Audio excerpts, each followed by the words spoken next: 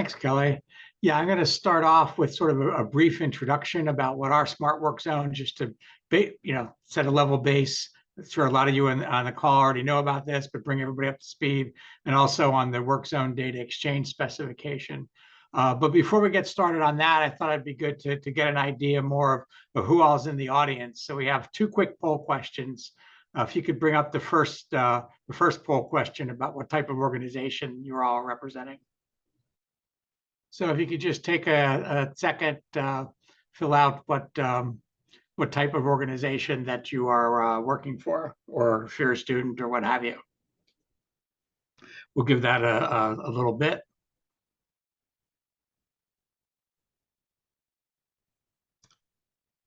Okay, enough. If you could close that poll and show us the results. Thanks.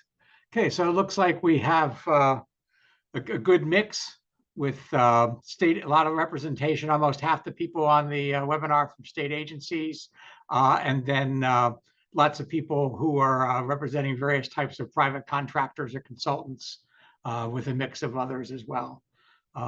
So if we can close that then off and open up the second poll question.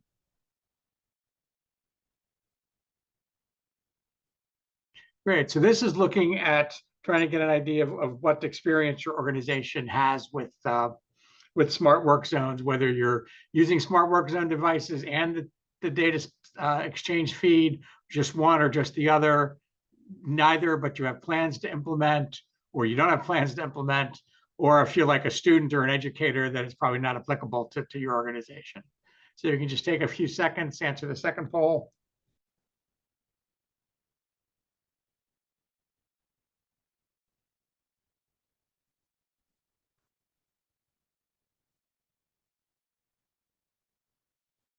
Okay, if you can close that poll out and see the results.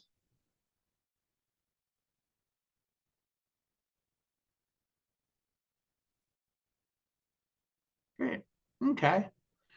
Good. So we have I'd say a pretty even distribution here, with folks who've have experience and familiarity using both smart devices and the data exchange. Number of folks that use smart work zone devices but don't have a data exchange specification. Number of folks that are planning to implement, some that don't currently have any plans to implement. So great. That gives us a good idea of who the audience is and the mix we have in the audience. Okay, if we can close that and go to the next slide. So part of the issue that we're trying to address is that work zones are dangerous places, and they're also, of course, places where we have a lot of delay. This data is from 2021, where we had basically over 100,000 work zone crashes in 2021, and that's similar, and I'm sure, in the last couple of years as well. And those 106,000 crashes produced an estimated 42,000 injuries, killed almost 1,000 people.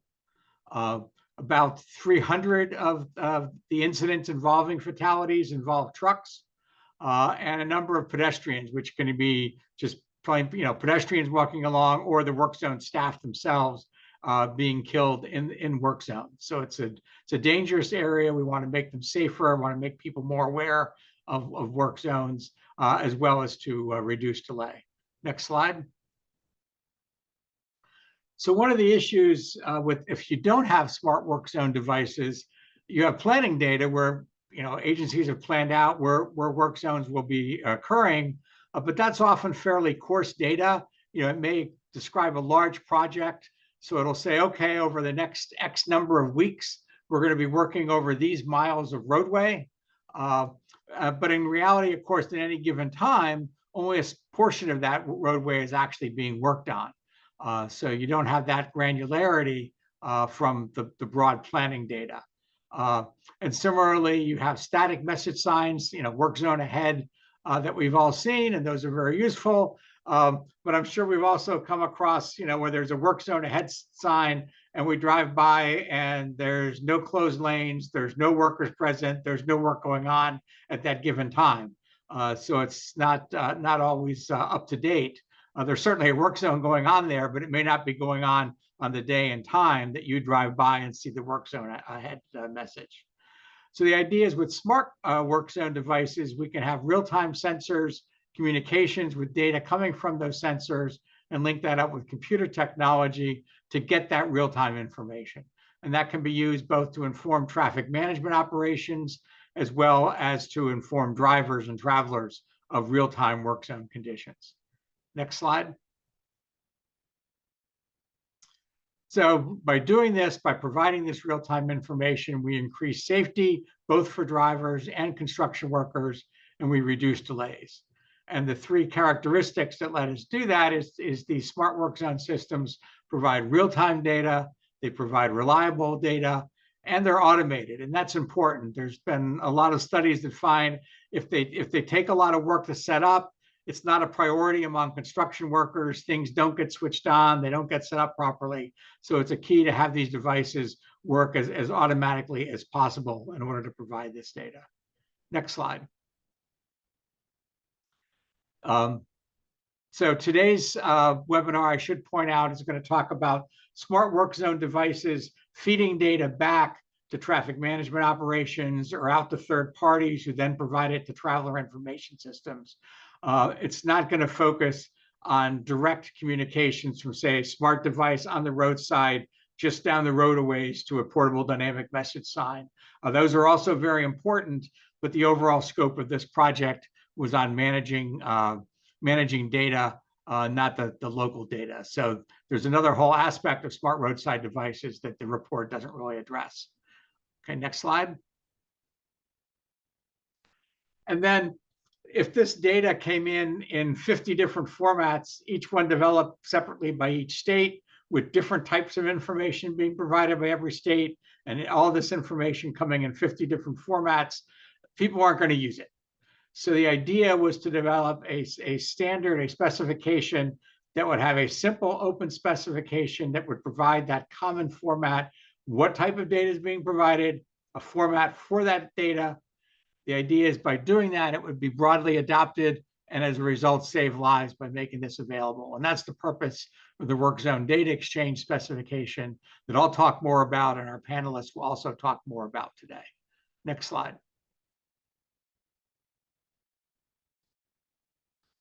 So the data flow for how does this work with the work zone data exchange specification?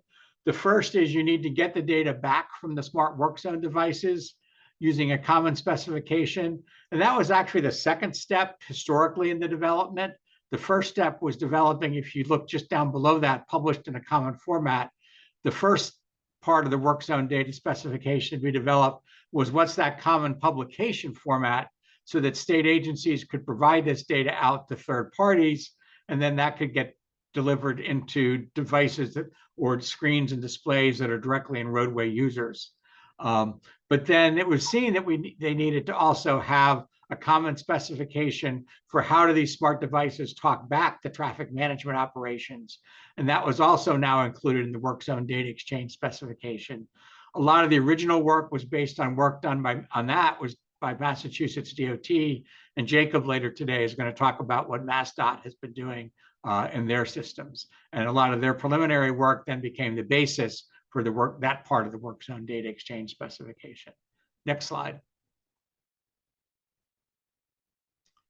So the current status of that specification, the US DOT keeps a feed registry to have links to all the different agencies that are currently providing feeds. They have 25 different agencies currently up there on their feed registry providing work zone data exchange conformant data feeds. The current version of the specification is version 4.2, which came out early this year. And again, I think Ross is going to talk more about what's been going on since then and the future plans. But that version was the last version created by what was called the Work Zone Data Working Group, directly under US DOT sponsorship, with input, of course, from private industry, state DOTs, et cetera. That work's been turned over to the Connected Work Zone Initiative that ITE and SAE are leading. And again, Ross is active in that area, as are some of our other panelists, and can talk more about that later in the day. Next slide. So now I'm going to turn to the forthcoming report and give you basically a sneak peek at what type of information in much more detail in the report, of course, it will be provided in this forthcoming report, which focuses mainly on 5 case studies in 5 different agencies. Next slide. So as I mentioned, the report is built around 5 different case studies. The objective is basically to give a snapshot on the state of the practice. There's a lot of different variations. Different agencies are in very different places regarding their maturity or their use of these devices. So it gives a look at what's the state of the practice across the country on the smart devices and on providing data feeds. And the primary target audience are basically public sector agencies that are looking to deploy and implement these devices and these data feeds. Next slide. So looking at the content, what's in this report, first, just like I did today, it gives an overview of smart work zone devices and the work zone data exchange specification, obviously in much more detail than I've gone into today. Then it goes into each of 5 separate case studies. It looks at the Minnesota DOT, the Kentucky Transportation Cabinet, the Regional Transportation Commission of Southern Nevada, the Iowa DOT, and the Massachusetts DOT. Next slide.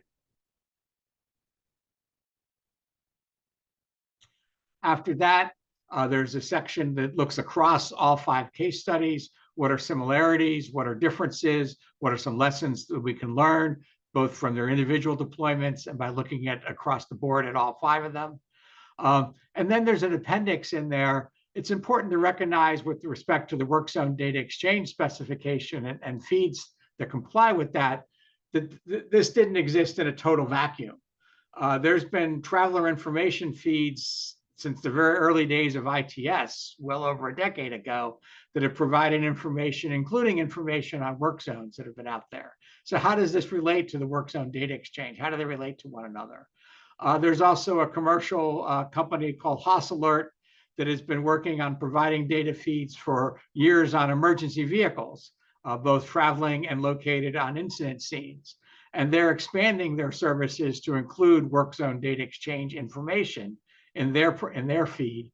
And then Icone's Products, Ross's company, is working on also on something called real on-time accurate data for work zones, where the concept is take that data across the board directly from the devices and create one national feed that's available on a subscription service.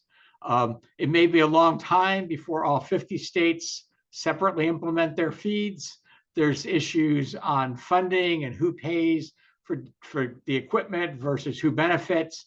And so this is aimed to address some of that by integrating one common feed from all the devices and providing revenue back to the equipment makers and providers in return for their providing this data to the feed to try to make it a win-win in terms of a business model.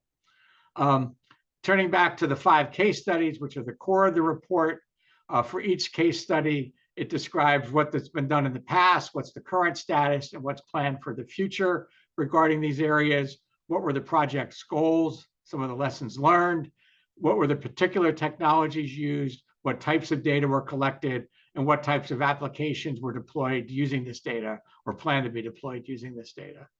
Next slide.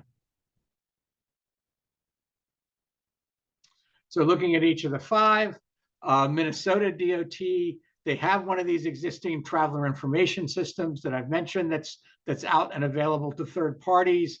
Like a number of states, they use a platform called CARS to provide event management and road condition reporting.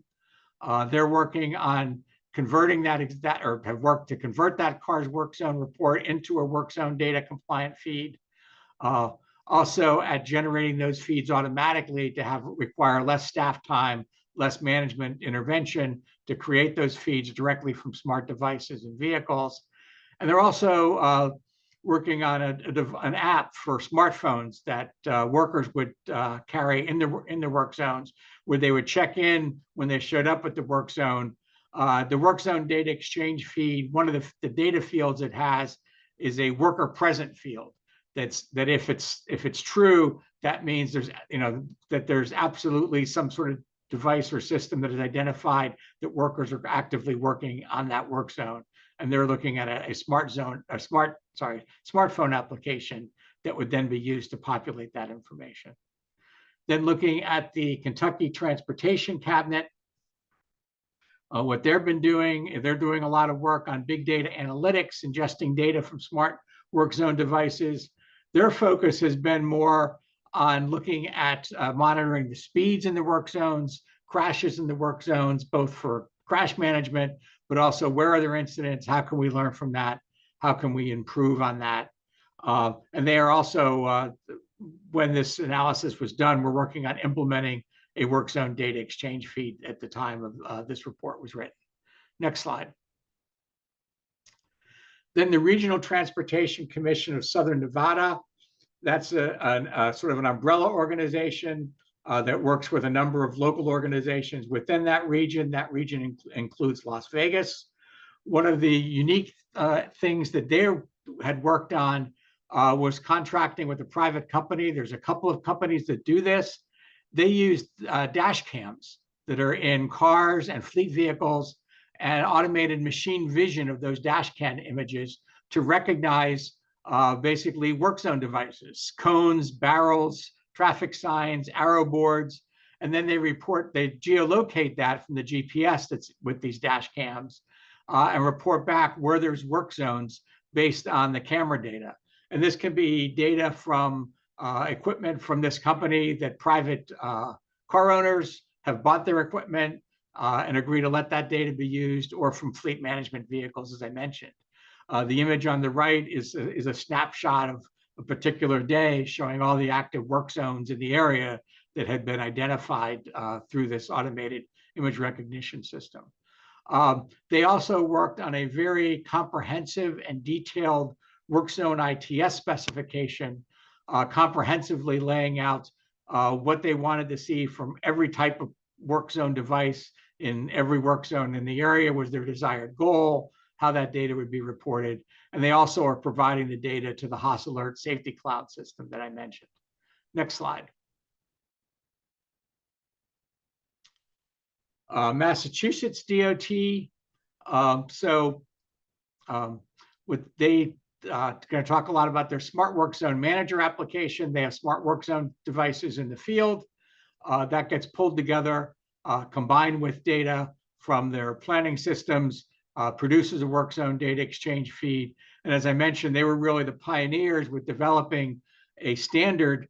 Originally, it was just for Massachusetts for the format to come from these smart work zone devices back into their systems. They developed an open mass-specific API, and that became the basis now that's rolled into the National Work Zone Data Exchange specification for those systems to report.